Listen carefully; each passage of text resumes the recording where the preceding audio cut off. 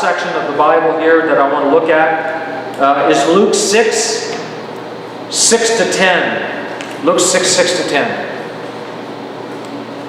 Verse 6, and it occurred on another Sabbath that when he, Jesus, went into the synagogue and taught, a man was present whose right hand was withered. 7. And the scribes and the Pharisees kept watching Jesus. Yeah, they were eyeballing him. Yeah, to see whether he would actually heal on the Sabbath, in order that they might get some ground for accusation against him.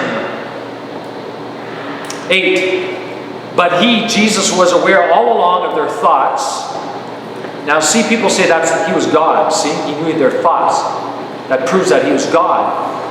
Well, I say that he knew their thoughts by the Holy Spirit, because he's there to show us things. I know a pastor, I met him in 2008. I met him in Tulsa, Oklahoma. And he spent so much time with the Lord, in the Word, praying in tongues, fasting, that he would get people coming into his church. He's got a pretty big church, nothing fancy. He's not one of those, he believes in prosperity, but he's not one of those guys that ask for money all the time. He's a really good guy, Dave Roberson.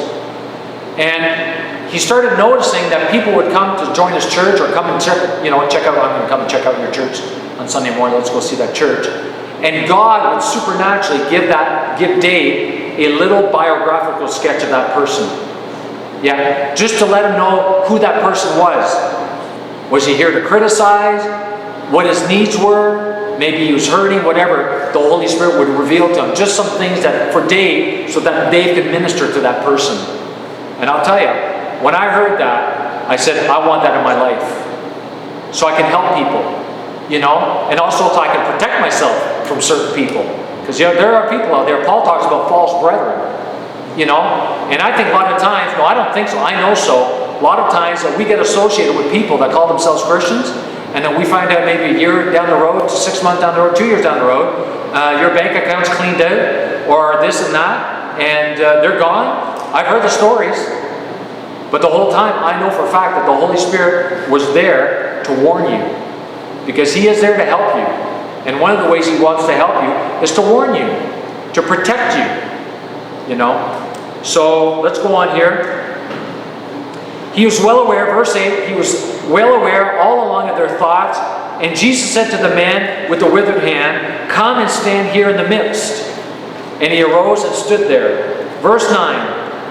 Then Jesus said to them, the Pharisees and all of them, I ask you, is it lawful and right on the Sabbath to do good so that someone derives advantage from it, or to do evil to save a life and make a soul safe, or to destroy it?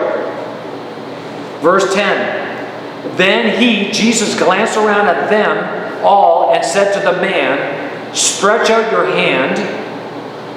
And he did. And his hand was fully restored like the other one. Jesus never touched him. Never touched him at all. The Holy Spirit healed him. So